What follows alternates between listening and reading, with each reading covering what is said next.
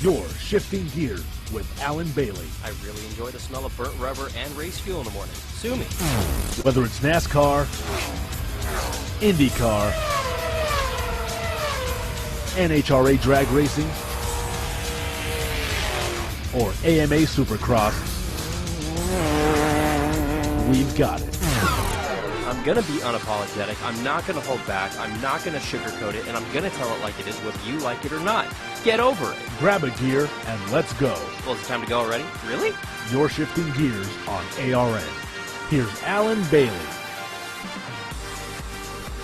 Talladega, Talladega, Talladega. And oh, by the way, NASCAR was in Talladega over the weekend. Supercross wrapped up their season finale out in Las Vegas.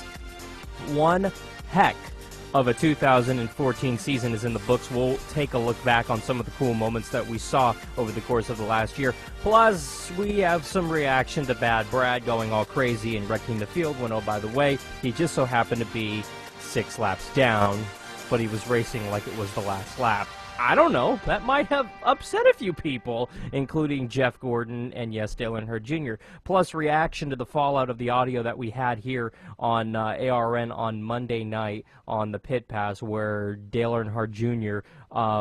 Talked about it. He was talking about this post-race, but somehow it kind of glanced over most of the media, and most of the media was just ignoring it.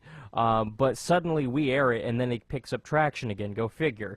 But nevertheless, Dale Earnhardt Jr. more or less admitting that he's afraid of getting another head injury and taking another big hit, driving a little scared out there at Talladega and Daytona. Daytona, it worked out pretty good for him with the, the 500 win, but over the weekend, not so great, especially on Sunday out at Talladega. Finished 26th on the day out there, so not that great of a run for Dale Earnhardt Jr. over the weekend. We're going to get to a lot of your reaction, actually, because there's a lot of great reaction coming through our Twitter and our Facebook streams. You can get me at the Alan Bailey. You can also use the hashtag ARNRace in order to get in on this conversation. Also drop them off at ARNRace on Facebook, Twitter, and Instagram. Lots of interesting stuff happening over the course of the last week or so. Lots of stuff. Yeah, we debuted a week ago, week 2. We're still here. Woohoo! I know. Trust me, it's a win. Absolutely it is. Don't fool yourself. But nevertheless, a lot of interesting stuff happening over the course of the last week. Let's get to it all in this week's Hot Topics. We will start with simply this. Yeah, Supercross wrapping up their season finale over the weekend in Las Vegas. And no surprise, the guy who already wrapped up the title might have not gotten the memo that maybe he needs to share. And he was guilty and greedy over the weekend, if that's what you want to call it, and picked up another win in Supercross. What a season it has been, once again, for Ryan Villopoto. Fans on their feet saluting the 4-time and reigning champ. He'll have the drive for 5 next year. See if he can accomplish it 5 in a row. It would be incredible. Here he comes. Ryan Villopoto will win Las Vegas. No surprise right there. That sound courtesy of our friends at Fox Sports 1. And yeah, it was Denny Hamlin picking up the win over the weekend out in Talladega. And yeah, we talked about it on the Pit Pass. Lots of interesting things that he said in post-race. We'll get to it a little bit later on in this hour. But also out of Supercross, interesting news. We figured that after Ryan Villopoto picked up the win over the weekend in Las Vegas, that he would continue riding that wave of success into the motocross season in 2014. Not the case. Breaking news that came out of the garage area yesterday, Ryan Villopoto will not be able to defend his 2013 AMA Pro Motocross Championship title after opting to have knee surgery to fix a lingering injury. Now, Villopoto battled with a knee injury through his winning 2014 Monster Energy Supercross season, but he went ahead and just said, you know what, we're going to go ahead and take a break. Telling reporters, quote, "This is definitely not the news I wanted to hear from the doctors," and this is coming from Ryan Villopoto, who was advised to get the knee operation as soon as possible. He went on in a media statement to say, quote, We have worked very hard to be in a position to win the championship for Monster Energy Kawasaki, and to not be able to race this summer is very disappointing. Going to be a really great feeling after winning a 4th straight Supercross title. To know I'm going to spend the summer rehabbing a knee injury is devastating." Unquote. And this one coming from Kawasaki Senior Manager of Racing, Reed Norton, saying, "Obviously, this is a big blow for the Monster Energy Kawasaki team. Even with the injury, Ryan is showing that he is the top rider in our sport. But we are going to listen to his medical team to make sure he gets his knee fixed properly so he can compete for the championship in 2015. Very wise decision, sir. That one coming from Kawasaki Senior Manager of Racing. And also in the NASCAR garage area, this should not be a surprise, yet it is somewhat of a big surprise. Kyle Busch cited for speeding. And no, I'm not kidding you, he's done it again. And yes, I say again, this has happened multiple times in the past. We look at the younger Busch. He was cited for speeding early last week. He was doing 60 in a 45 zone in Denver.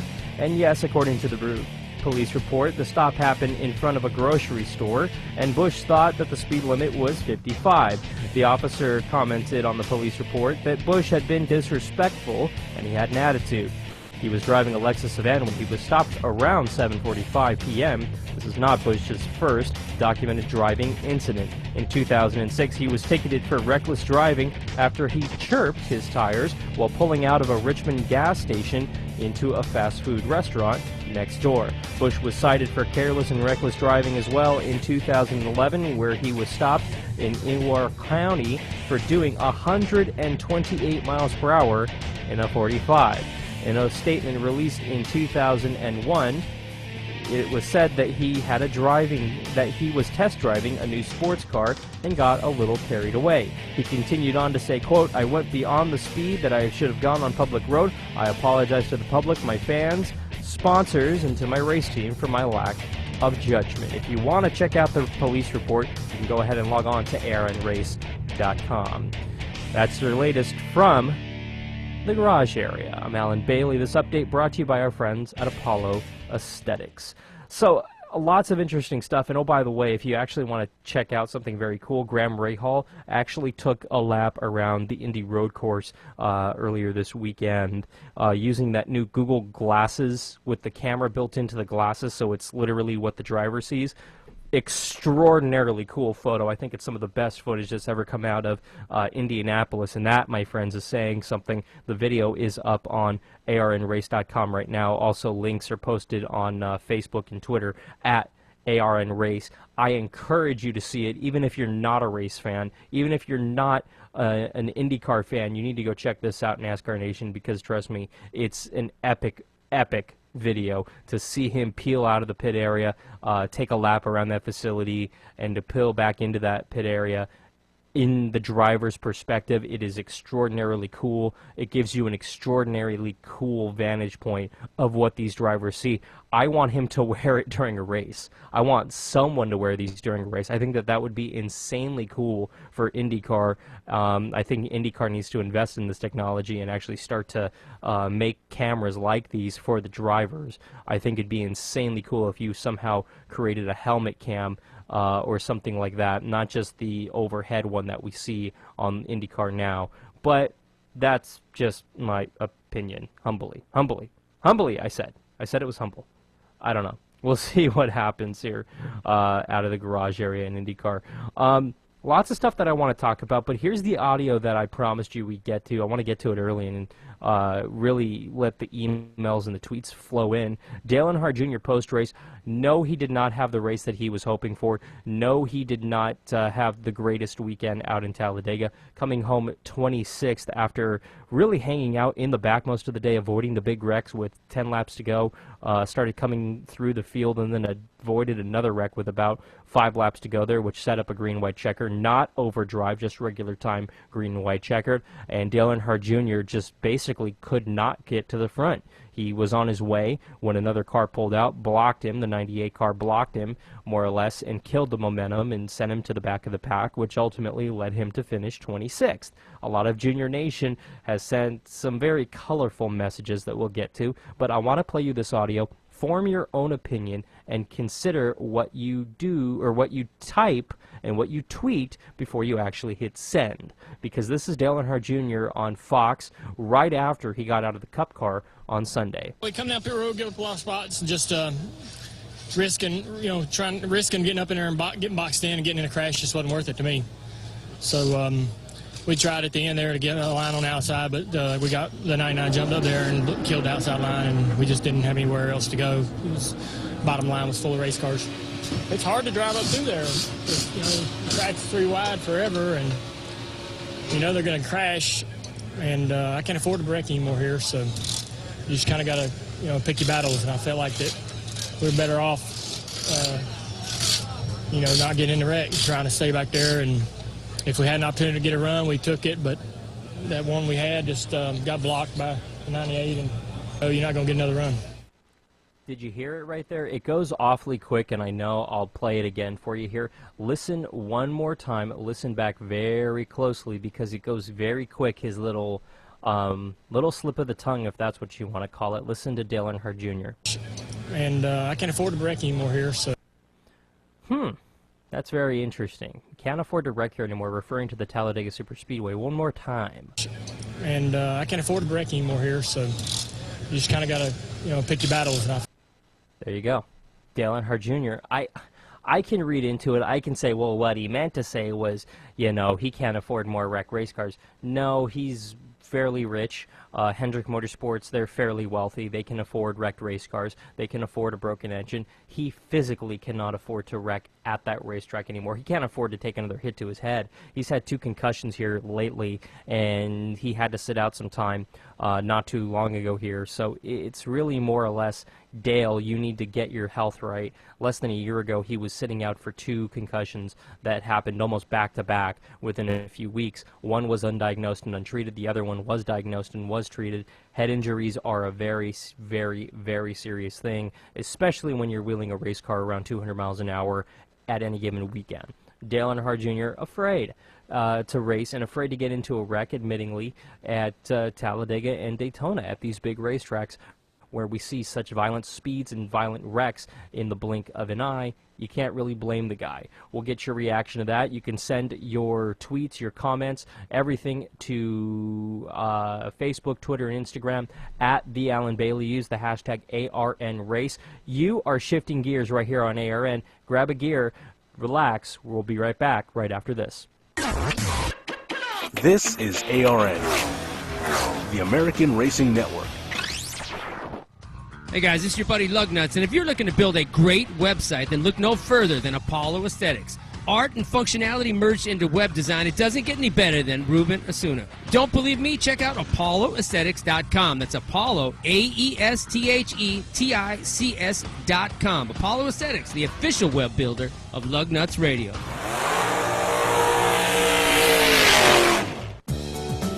What is one NASCAR Unites wristband capable of doing? It can inspire a child to go farther in school. It can construct a brand new playground for kids who've never had one. It can introduce a child with a serious illness to his or her favorite NASCAR driver. I'm Tony Stewart. I wear my band to Unite for Kids. Band together with me by logging on to www.nascar.com/unites to pledge your support. This is ARN, the American Racing Network. After 16 weeks of surprises, we're going to see how much Alessi's improved if he can hold on here for the win. Great battle here, and this is just he. Whoa! Down goes Villopoto. The checkers go to Alessi. Wow, what a way to open the season. Here he comes, the rookie wins Anaheim. 4 months worth of drama. Here he comes. Oh, he just center punches him. Oh, mistake by Seeley. Here comes Anderson. Here comes Reed. Down he goes. Oh, Reed was giving it everything he had. The greatest greatest show on dirt comes to Vegas for its season finale. James Stewart, career win number 50 and 3 in a row in 2014. Ryan Villopoto is a 4-time Monster Energy Supercross champion. The Monster Energy Supercross season finale is now.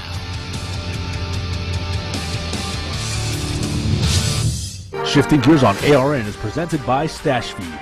Get the feed. Log on to stashfeed.com, your daily manly feed. Your Shifting Gears on ARN, the Motorsports Authority. Here's Alan Bailey.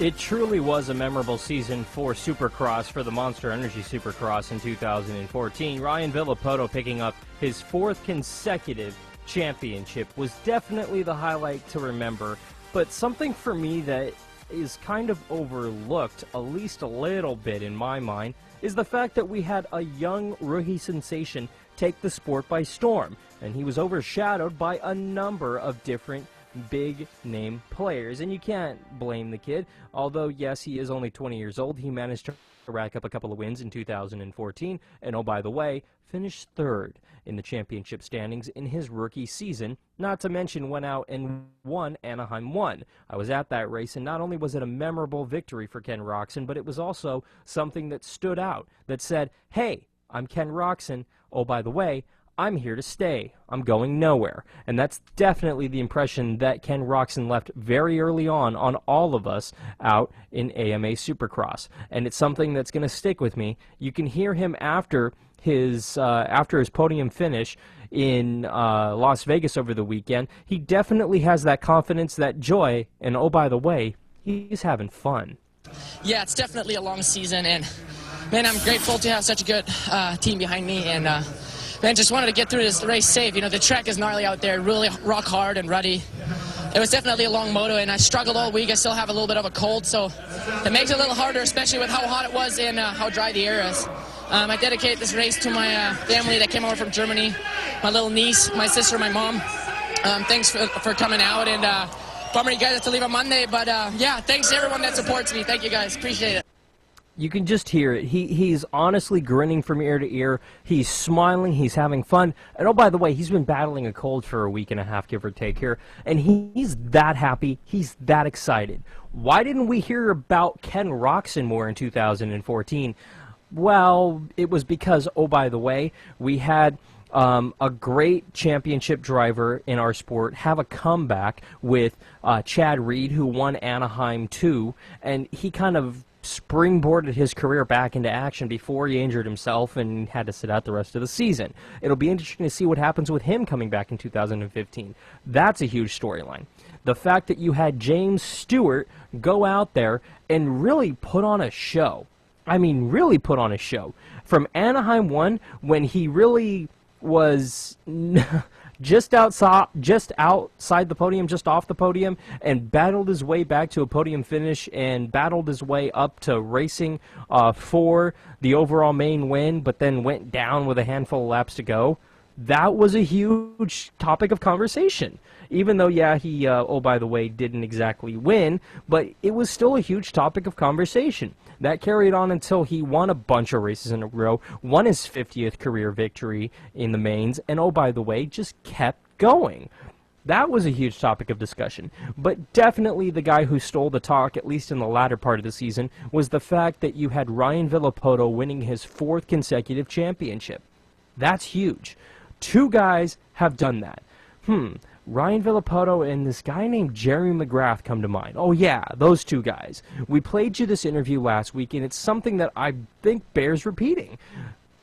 I sat down with Villopoto 2 weeks ago, actually, and had this conversation, this interview, whatever you want to call it, and it's something that, at least to me, stood out as, oh, by the way, these guys, they definitely carry themselves on the same level. This is Ryan Villopoto and Jeremy McGrath 2 weeks ago. I'm sitting here with Ryan Villopoto, and we're on the eve of the Seattle Supercross. And I want to ask him a couple questions about what it's like to be closing in on his 4th consecutive Monster Energy Supercross Championship, and see if that's any different than any of your past ones. Probably quite a bit different than your first one. But what's it feel like to be closing in on number 4 in a row?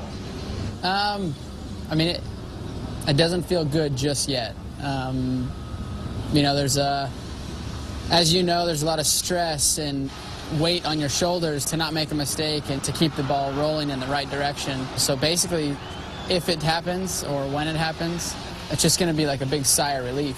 And I guess on one hand, it sounds pretty bad that you're not just jumping up and down and just like so happy. Inside, you're happy, but you're just more or less actually glad it's over because of the stress and the pressure and the weight of teams and sponsors and everybody on top of you. It makes it tough to, what are we on, our 15th round straight? Every weekend show up and go racing, and racing at a high level. At what point did you line up and look down the line and go, it's my time to win and I'm going to win? I think you're arrogant if you ever line up on the line and say, this is my time, and I'm winning and I'm going to keep on winning. Well, at some point you got to get out there and you got to take it. But you know, I always line up knowing that there is a very high chance that with a decent start, the win is very achievable for me. Yeah. And you know who's going to give you a little bit, put up more of a fight or this or that, who you kind of got to watch, who you don't, and things like that. And you attack them all a little bit differently. For me, it hasn't been like years past where I've done all this winning. I've only won 4 times this year. Yeah. Consistency has been a huge part in where I'm at now. Obviously, plus the 4 race wins. Yeah. Being with kind of where the sport's going, each year someone from the lights class comes up and it gets a little bit thicker. The field gets definitely tougher. And then you have a lot of variables that start to come in. We've had a lot of very slippery tracks this year that have kind of made the field be a little bit closer. You know, and that can happen this year, that can happen again next year, or the year after that we could have very tacky tracks, and then, you know, you never know. It's part of the sport. Do you find yourself holding back at any times when you feel like, oh, I'm getting a little loose tonight or something? Obviously, as I get older and as, you know, this will, I don't know, it's 5th or 6th year in the 450 class or whatever it is. I find myself definitely taking more time or really kind of picking and choosing when I'm going to maybe ride that edge more than others. And part of that reason is maybe it's hurt me this year a little bit with potentially getting a couple more wins. I wouldn't say a lot more, but 1 or 2 more. Being that I'm getting a little bit older and smarter and, you know, just more mature, and knowing that consistency is better than a bunch of race wins and huge mistakes. With all that, you've said it already, there's a lot of extra stress. Are you still having fun with it? Still like it? It's a hard question. Yes and no. It becomes a job for sure. I know everybody's got to work, but it's tough. I mean, I like winning. You know, so let's just say this: if you were 2nd or 3rd, it wouldn't be nearly as much fun. That's probably true. So I always thought of it like, hey, if you got to be here, you might as well be the winner, right? That's a good way to think about it. Yeah. All right. Well, it's good hanging with you. All right. Good luck this weekend. Thanks. Congratulations on your success. Yeah. No, it's been awesome. I'm a huge fan, and everyone out there is a huge fan. So hopefully, I can keep the 2 looking good out there. You know. That's right. You're doing a good job. All right. Yeah, he's doing a really good job, actually. I mean, if you're just joining us, that's Ryan Villopoto and Jeremy McGrath right there sitting down. That was a few weeks ago. That was 3 weeks ago at Seattle is when they had that conversation. And in that clip, he mentions, oh, I kind of want to win a couple more, you know, before the season's out. Well, let's go ahead and fast forward or rewind 3 weeks ago. He won in front of his hometown in Seattle. He, won at MetLife. And, oh yeah, he won in Vegas, so he won 3 more. He upped himself based off that statement right there. Honestly, Villopoto, he has a very, very, very, very, very legitimate shot to make it 5 in a row next year in 2015. And I know it's early. Here we are on May 7th. Of 2014, and we're talking about 2015, something that's going to be literally, we're going to find out roughly 365 or so days from right now is when we'll find out if he can make it 5 in a row. That's when it will be official if he did or he didn't do it for a 5th time in a row. But ultimately, let's think about this. Is him winning 5 in a row the best thing for the sport? I think so. I think it's good. You look at it, NASCAR kind of got on the map a little bit, and in the non-NASCAR, non-race fan eyes, because that guy Jimmy Johnson won 5 in a row. Or excuse me, he won 4. Yeah, he won 5 in a row. He won 5 in a row, and that makes you go, hey, wait a minute. Who's this guy? Jimmy Johnson? Oh, yeah, he's always racing ever since that Jeff Gordon guy retired.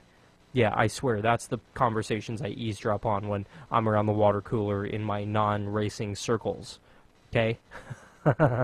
Sorry, Jeff. I know you haven't retired, but that's the consensus. Sorry. Because people who don't watch NASCAR, who don't follow NASCAR, basically hear so-and-so won, so-and-so won, so-and-so won, so-and-so won, Jimmy won, so-and-so won, so-and-so won, Jimmy won. And when they hear Brad Keselowski, they go, cool, he won not too long ago, right? Yeah, that's cool. When they hear Joey Logano, they go, I don't know who that is. Okay. When they hear Dale Earnhardt Jr., they go, oh, that's cool, I'm a fan of his. Oh, yeah? What car is he driving? The Budweiser car, right? Yeah, sure, have fun. That's pretty much the way that the racing works with non-race fans, which is fine, because as long as they kind of sort of know what they're doing and they kind of sort of watch and they're kind of sort of entertained, then I can take them to the racetrack, show them a thing or two, and they'll get addicted, because it's what happened to me, it's what happened to you, and I'm guessing it's what you're trying to do to a friend or two of yours right now. It's just how the racing bug works, like most sports and like most things in this world. But you look at it, people were paying attention to NASCAR because of Jimmy Johnson, and they knew about NASCAR, and it kind of kept NASCAR on the market and on the map during a down, dismal time in our economy and in the U.S. I think that Ryan Villopoto will keep winning titles and kept winning titles for 4 straight years now. I think that is good for the sport. I think that it shows that that's where this guy is. It's not like the competition isn't there, because the competition is as fierce as it's ever been, and it's going to be even fiercer in 2015. I'm a firm believer that Ken Roczen hasn't showed us his full plate yet. I think he's a young, talented rider that's going to continue to go out there and continue to really put on a show. I think he's a guy who's really hasn't reached his potential yet. Haven't even come close to it, I don't think. Roczen has trained with Villopoto. They're friends, even though they're not teammates. They're friends off the racetrack, and they've ridden together. They've trained together. They have the same personal trainer. It's one of those things where you're learning from the best, and why wouldn't you? Roczen knows exactly what he's doing. He went out there in Anaheim and won the thing. One of the biggest races in Supercross. He won as a rookie. That's saying something. Is he going to go through the sophomore slump? I don't know. I don't necessarily think so, but when you look at it, Roczen is going to be back. He's going to be better than he was in 2015. Villopoto is going to be off his surgery. Whether or not the surgery slows him down at all, we'll see. You're going to have this guy named Chad Reed who's going to be coming back in 2015, fresh off of his injury. We'll see what happens with him. He's going to be a coin toss. He's either going to go out there and honestly pick up right where he left off in 2014 and just continue to set the world on fire, or we're going to see what we saw in 2013. Either or. Hopefully we see the latter, because I think that Chad Reed still has a championship in him and still has a few main wins in him, but we'll see what happens. You look at James Stewart. If he can keep from making tiny little stupid mistakes, especially early on in the season, he's going to be a legitimate contender for the championship with Villopoto.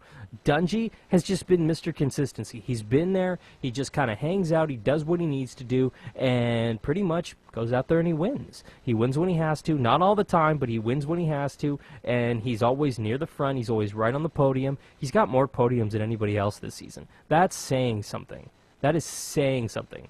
Now, it's been a while since 2010, and he won that title, but you know what? I still think he has a couple more really, really, really good runs in him. I mean, he's got 10-plus podiums this season. That's not too bad. Roczen, 2 wins during his rookie season. That is awesome. Justin Barcia, he's got to pick it up.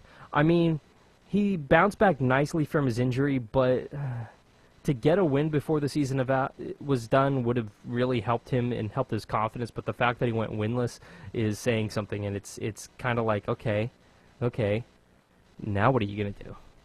It's seriously to that point where it's kind of like, okay, well, go. I mean, not to put it mildly, but it's like, okay, cool, go. You need to go now. Go.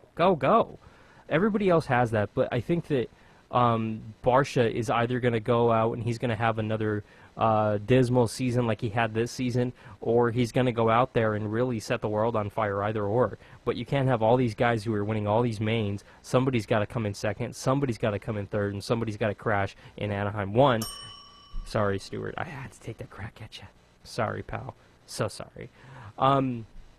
This one coming through Facebook messaging here. This one coming from Debbie. It reads, Alan, I truly think that you're right. I think Roczen is the guy that's going to win the championship in 2015.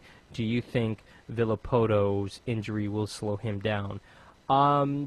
I don't know. I don't think Villopoto's going to get slowed down at all. I think that it's going to be a very difficult off-season for him, and the summer months are going to be dismal and dreadful for him. But I think the second that he can get back on a bike and go do practice runs and just practice, he will. I don't know what condition he'll be in when he's done. I think that the fact that his doctor said, hey, let's take care of this now is a great thing. I think that he's doing everything he needs to do in order to take care of this injury. I don't know the extent of it, to be perfectly honest. Very little information was released on the extent of his injury, but what we do know is that it's a knee surgery to fix a lingering injury, is what the press release said, and that Brent Malkoff is replacing Villopoto for the AMA Pro Moto Cross season. That's all we know, literally. That's all. We know that his doctors and that his sponsors are coming forward saying, yeah, he needed this, and he's coming forward saying, yeah, I hate this knee injury, but I got to do it. He's going to be rehabbing most of the summer, and by fall, he'll be able to get back on a bike, and I think that that's going to be the trying time. He's either going to set the world on fire, or he's definitely going to have to have work to do. But he's got a very long, tedious, dreadful off-season ahead of him, and I'm not saying that because he's out of shape or anything. I'm saying that because he's truly somebody who's got just a very tough road ahead of him. We'll see what happens, but I think he's up to the task. I truly do. We'll see what happens, though, over the course of the off-season. We'll give you updates not only here on this program, but on arnrace.com as well. So on that note, we'll go ahead and we'll step aside here. When we return, 20 years. Can you believe it? It's been 20 years since that kid from California came up and won one of the biggest races in NASCAR in his very first season. And oh, by the way, he's a Yankee. 20 years later, he's leading the points. And oh, by the way, it just so happens to be Jeff Gordon. Don't go anywhere. You're shifting gears right here on ARN. This is ARN, the American Racing Network. Hey guys, this is your buddy Lugnuts, and if you're looking to build a great website, then look no further than Apollo Aesthetics. Art and functionality merged into web design. It doesn't get any better than Ruben Osuna. Don't believe me? Check out ApolloAesthetics.com. That's Apollo, AESTHETICS.com. Apollo Aesthetics, the official web builder of Lugnuts Radio.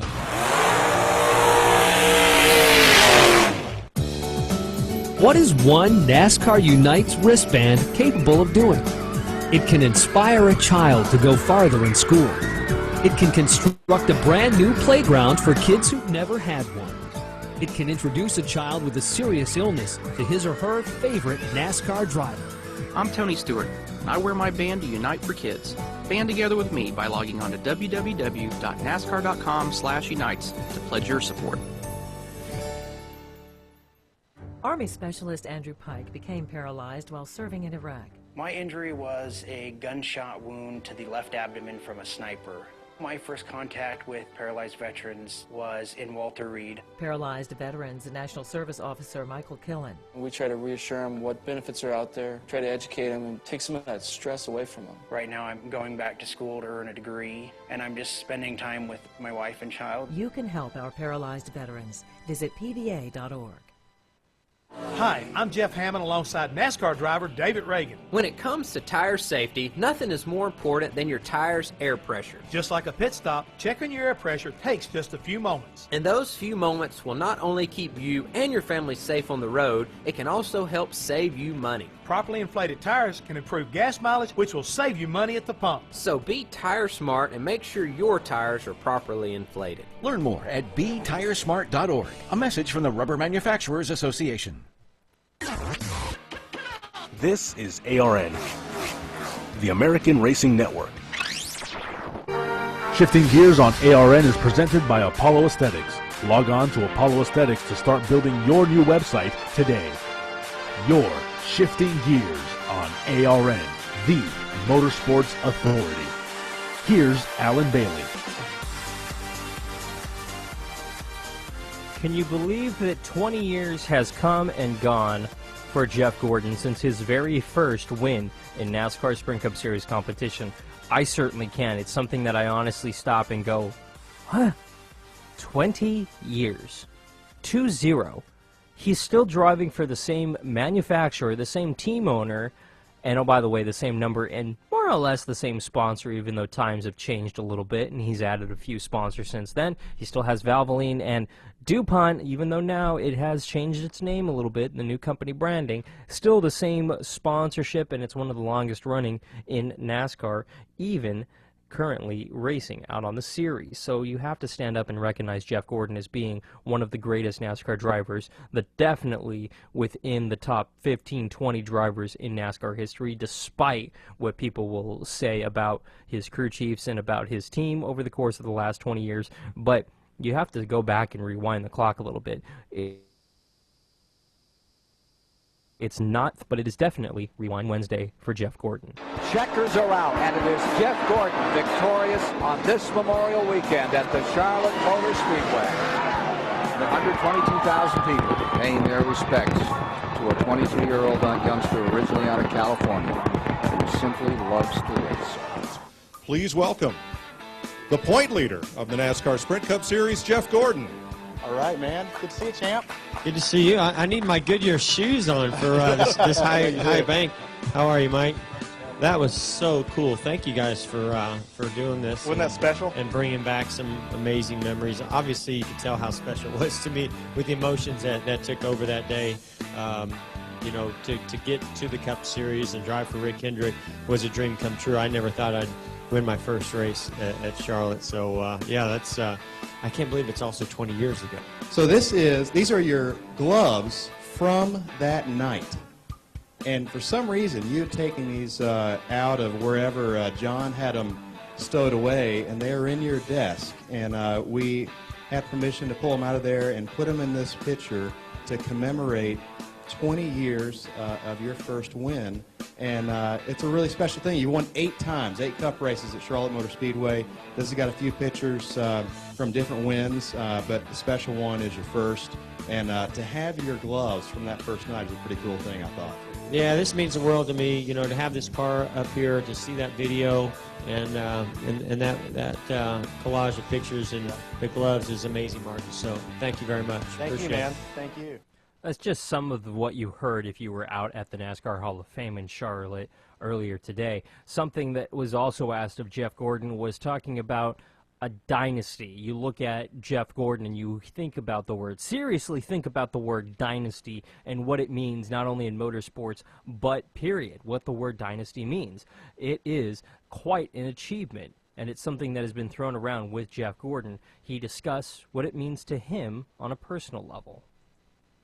You know, the first year, 93, when we didn't win, we came close a couple of times, but you don't know what you're capable of doing, what your team's capable of, until you go to victory lane the first time. And then you go to victory lane and you go, wait a minute, we can do this, I can do this, and it builds confidence, and that confidence turned into another win at Indy, and then 95, you know, the next year, we go and win, 7 races in the championship. So it started something for sure. Charlotte's always been special to us, with our shop being right around the corner, so many of the team members being from Charlotte, but, and I lived right down the street from Charlotte Motor Speedway for a number of years, and at that time, and so you know, to know that we could get to victory lane in one of the toughest races and the toughest tracks, and one of my favorite tracks, you know, really did give me a lot of confidence, and that we had something special. Ray Evernham, I think he showed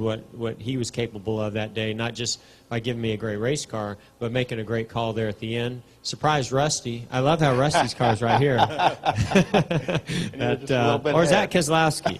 I'm not sure. It might be Rusty. Kind of the same things happen on the track between both Rusty and Keselowski. A lot of wins and me and him coming in contact with one another. Yeah, that's a good point. That's a good point. How about the 600? You know, I mean, to win your first race and it's the 600. Somebody said the other day that, you know, when you get to 500 miles and you've got 100 left, it feels like you've got a whole other race to go. What is that like when you're a driver out there and you got another 100 miles to go? Well, in '92, you know, when I ran the nationwide races and we did very well in those races, I remember 300 miles being a long way. Right. And so I can remember '93 running my first 600, and I made the mistake that all rookies usually do in their first 600, where you ask, so how far to go? And usually you ask that, and it's maybe halfway. Oh, yeah. And you go, oh my gosh, this is a long race. So, and I think everybody has always recognized that it's a long race and it's a tough race. You know, back then, things have changed a little bit now, but back then you had to save your equipment. You had to, the balance would change so much from a full fuel run to the end of a run, or from the beginning of the race to the end of the race. And so you really did have to pace yourself and save your equipment. And you know, I think that really did suit my style. And you know, while we were able to be aggressive for the one lap for qualifying, to qualify well there, for me in the race, and still to this day, it's pretty well known I'm better on the long runs than I am on the short runs. And so the 600 really, you know, kind of played into that for me. And then Ray and the team just always have done an amazing job building a car for me to go and do that same, you know, utilize that technique. Absolutely, absolutely. Mike, you've seen a lot of races and a lot of race car drivers. What was it like when you first saw Jeff Gordon out there? Well, it was very different, because when you came into the sport, and I can't believe it's been 20 years ago, 21 years ago, as a 21-year-old rookie, most drivers that were coming into the Cup Series were in their late 20s or early 30s and were well seasoned in NASCAR. So not only were you new, were you young, but your background was different. You came up in open wheel, you raced in California, in Indiana, and not so much on the traditional NASCAR short tracks. So I'm wondering, in all of those tears of elation, how much of that was the excitement of winning, and how much of it was validation that yes, this works? Yeah, that's a very good point, Mike. I think it's a combination. I think that it was somewhat of just a dream coming true, and in that moment, your emotions take over, and it happened long before I got to victory lane. I mean, with like 8 or 10 to go, and I kept saying, "Where's Rusty? Where's Rusty?" Wow. They're like, "Don't worry, you've got it. You know, just keep on going." You know, at that moment, it started to sink in, and I tried to hold it back as much as I could, because I wanted to stay focused and didn't want to make any mistakes and put good laps together. I knew getting through traffic was important. But it did start to take over. You know, that chill in my spine was definitely there with taking the white flag. And then, you know, got to victory lane, and it just all kind of erupted. And I think it was a combination of just pure joy and accomplishment. Weight being taken off your shoulders, because that first win, you know, it's just, you don't ever know if you're going to do it. And then when you finally do, you go, wow, I've accomplished something that I never thought I would. And yeah, just you know, being able to say, maybe I do belong here. You know, maybe I do have what it takes. Because throughout my career, from the time I raced quarter midgets all the way up until I got to the Cup Series, every step of the way, it was always about, there was a moment of validation where it was, do I have what it takes to go to this next level and be successful? And fortunately, along the way, you know, it's worked out. But it didn't mean that when I got to the Cup Series, I just already thought I was validated. I had to win and do it at a tough track, or do it, you know, in a tough situation to really feel like I had what it took to be there, and that day definitely did that for me. Well, certainly that was the toughest situation you could have been in to pull a first win. In the moment, did you question Ray's calls for just 2 tires? Oh, I'm sure I did. I mean, a driver always, questions calls whether it's too conservative or too risky. I pretty much knew we were going to finish second that day. I mean, Rusty, we were very good, but Rusty was a little bit better, and he had a fairly good lead. And so, at that time, we didn't see that happening very often, taking 2 tires and seeing it work out, especially on a 1.5-mile track. And back then, Charlotte was fairly abrasive, so you didn't see it happen. But I think where Ray was super smart on, I'm sure he could, I wish he was here to take some of these questions, because at night, I bet the tire wear got better, and the grip level being better allowed for 2 tires to work, where during the day you would have never even thought about taking 2 tires. In the October race, you probably, during the, when it used to be during the day in October, you wouldn't even think about taking 2 tires. So right. I think that cooler track temperature allowed it to happen. But, oh yeah, I came down pit road and he said 2 tires, and I guarantee you there was a split second that I said, what's he thinking? But then when I came off pit road and had a big lead, I was like, wow, that was awesome. One of my favorite parts about the video is watching me come down pit road, because we have pit road speed, and there was a pit road speed back there, but I'm not sure I was running it. and they didn't have the same types of system in place to measure the pit road speed. They used to do it by hand with stopwatches. So I don't know if they had the watches on me, but I looked like I was speeding. We're hauling along pretty good. That's part of what you heard out there at the Charlotte Motor Speedway. If you want to listen to that, sit down with Mike Joy and the president of the Charlotte Motor Speedway, and Jeff Gordon from earlier today out in Charlotte. You can go ahead and log on to arnrace.com. You can listen to it there in its entirety. Just a portion of it there. And I gotta say, Mike Joy right there hit the nail on the head. I mean, it wasn't just tears of joy. I think that Jeff Gordon was expressing in Victory Lane 20 years ago. It was relief that, hey, I belong here. Hey, I can shut everybody up, because back 20 years ago in NASCAR, it was very different than what it is today. If you were 29, you were considered young. Jeff Gordon got into it when he was in his 20s, early 20s. He was only 21 when he got into the sport, and he definitely stood out like a sore thumb. He was, frankly, the skinny, good-looking guy that was from California. He was the Yankee, and everybody else was walking around with big, thick mustaches, big cowboy hats, big boots, and blue jeans, and Jeff Gordon's walking around in a T-shirt and basically just a regular baseball cap, and a very pencil-lined thin mustache that just never really worked, Jeff. I'm sorry. But it was him attempting to fit into NASCAR, and it was an attempt that didn't really go over so well. People kind of saw right through it in the garage area, and they questioned that he was there. He came from a different background. He was young. He didn't have the years and years and years of experience in what is now the Nationwide Series or any other form of NASCAR racing for the most part, and everybody kind of went, man, what is this kid thinking? He doesn't belong here. Go away. That was the thought process behind him.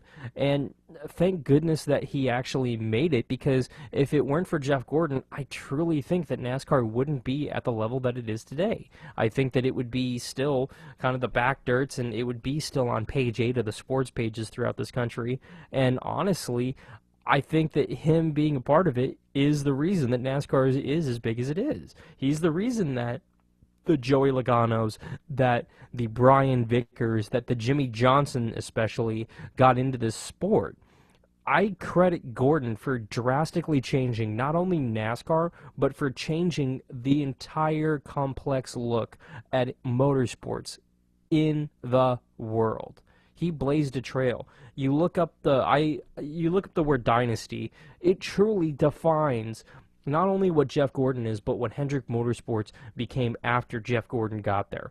Before Jeff Gordon got there, wasn't much of a dynasty. They won a bunch of races. They came close on a championship, but never actually went over the hill.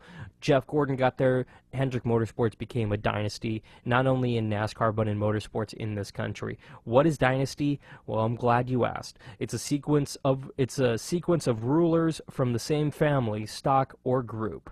And it's also a series of members of a family who are distinguished for their success, their wealth, or other contributing factors. If you look at Hendrick Motorsports, they're very, very, very successful.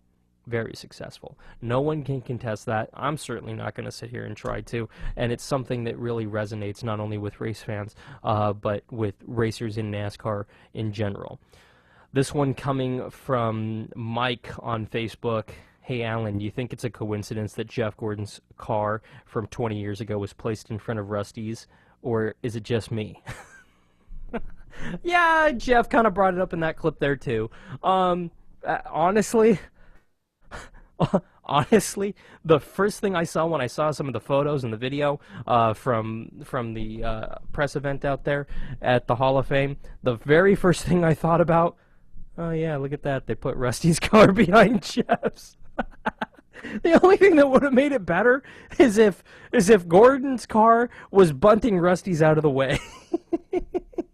And Rusty, I mean no disrespect here, pal, but I mean that when I think of Jeff Gordon's rainbow car and when I think of the Blue Deuce, I think of a heated rivalry. I think of Jeff Gordon moving Rusty at Bristol in 2002. That memory is burned into my memory like there's no tomorrow, and that's just something that I'm always going to think about when I see the 2 and the 24 out on the racetrack. And and the photo, it's hilarious because they have a picture of the 24 car, Jeff, Mike, and everybody, and then off on the corner on the right side you see Bill Elliott's number 9 Dodge, and you see Rusty's car, but you only see about half the hood and about 3/4 of the nose, and that's it. You see nothing. You see basically just the nose and a little bit of the hood. You don't even get to see the full Miller Lite. You see light. You don't see the TE. I thought that photo was classic. That Jeff's car, even on the display in the NASCAR Hall of Fame Museum, has pulled away from the 2 car. Awesome. Burn. I love it, man. But I'm sure, I'm 100% sure that it is just coincidence. But yeah, go ahead and troll me. I'll enjoy that one because that's pretty damn funny right there, if you ask me. There's a lot of stuff that I want to get to during this last segment. Wrap the show up, preview what's coming up this weekend out in Kansas. Plus, we'll take a look at the racing calendar. Don't go anywhere. You're shifting gears right here on ARN. Oh yeah, it's the Motorsports Authority. This is ARN, the American Racing Network. Hey guys, this is your buddy Lugnuts, and if you're looking to build a great website, then look no further than Apollo Aesthetics. Art and functionality merged into web design. It doesn't get any better than Ruben Asuna. Don't believe me? Check out ApolloAesthetics.com. That's Apollo, AESTHETICS.com. Apollo Aesthetics, the official web builder of Lugnuts Radio.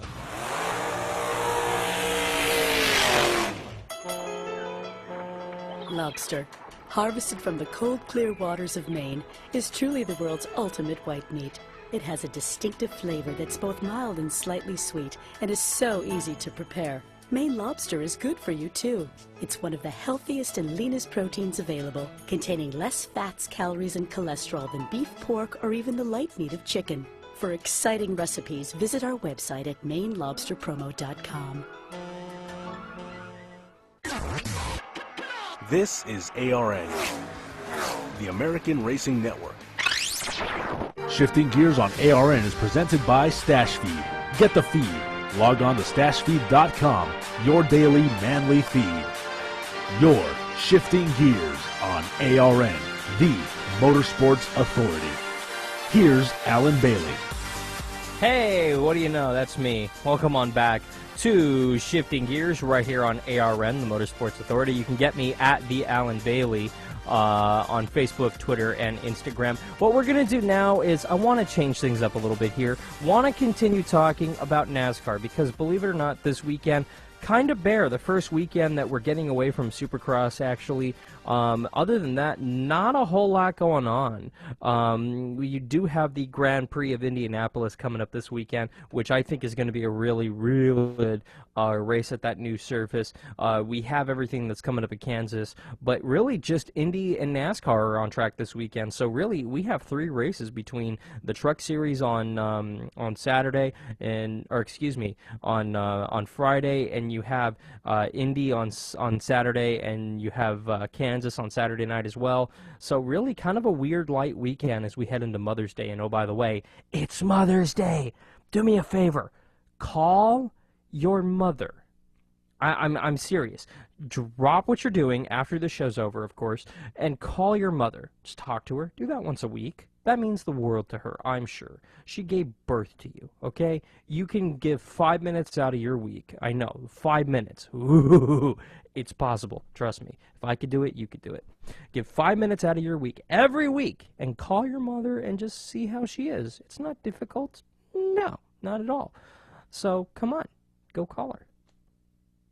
I'm waiting. Okay, not right now. Give me, literally give me 5 minutes, then give your mother 5 minutes because the show's almost up here. So, a couple of things that I want to talk about. Jimmy Johnson, keep an eye on him this weekend at Kansas because I think that if he bounces back and if he has a decent weekend, at least a top 5 weekend, then he will be okay in 2014. If he doesn't at least rattle off a top 5 this weekend in Kansas, Jimmy Johnson fans, just go ahead and hang it up. I think his season might just be done. Not really up near the front, not really a guy who has had the best 2014, let's just say. Anything that has gone wrong with that car, it has gone wrong and it could go wrong. And you really need to think about it and take a look at that because, honestly, it's one of those things you got to stand up and go, hey, we got to fix this, guys. And they're almost to that breaking point. If you look in the IndyCar series, a couple of interesting tidbits in around the IndyCar series. They're in Indianapolis. It's race 4 of the season. It's the very first race on the Indianapolis road course, and they've honestly done a very, very, very, very good job at the entire racetrack. It's 14 turns, 5 left, 9 right. It's a almost 2.5 mile road course. It's going to be 82 laps, which is about 200 miles. It's going to be in the clockwise direction. They're going to start on the front stretch, crossing the yard of bricks. There's 2,200 feet from the first row to turn 1 entrance. The second row of the starting grid. The second standing start of the season, the first one was at Long Beach. Restarts will be single file. The tires, well, Firestone's bringing the same primary tire construction used at Barber Motorsports for the Honda IndyCar Grand Prix of Alabama with more durable tread compound on there. The alternative tire actually provides more grip for the trade-off for quicker duration, so we'll see what happens there. The pit boxes, they're fairly large here at the Brickyard. We'll see what happens there. You can actually watch the race live on ABC. They're going to be broadcasting the race at 3:30 p.m. Eastern. Alan Bestwick is going to be the chief commentary on that one. We're going to see that race start on Saturday at 3:50 is when the standing start is going to happen with practice. 2 practices tomorrow. You have a practice on Friday and qualifying as well. Saturday morning we're going to see the system checks, and then of course the standing start at 3:50 Eastern is when we're going to have that standing start. We're going to see what happens, but honestly, it's going to be fairly cool. If you're in the Indianapolis area, I'm not saying to not go into work tomorrow, but if you don't feel like going to work tomorrow, it is free admission to the Speedway, in addition to the Verizon IndyCar Series practice sessions. All 3 Mazda Road Course Indy races as well will be out on track, so I encourage you to get down there if you're in the area. It's going to be fairly cool, I think. Something to definitely take note of because it's one of those things where you definitely have to stand up and go, hey, I was there for the first one. It was fairly cool. This is brand new. I'm so excited that they added this one because it's kind of a look and kind of it allows IndyCar to go to Indianapolis and actually enjoy that racetrack, enjoy the fans, enjoy the facilities without going absolutely nuts thinking, it's the It's the Indy 500! Gotta win it! Because there's so much pressure and so much prestige with that race. It's cool to just go to this race and, frankly, enjoy it. I think the race fans need it. I think the drivers and the teams need it. And it's just going to be a fun preview and fun weekend in general heading in to the month of May. That's going to do it for this edition. Check us out every Wednesday right here on ARN. For everybody here at Shifting Gears, my name's Alan Bailey. We'll see you at the track.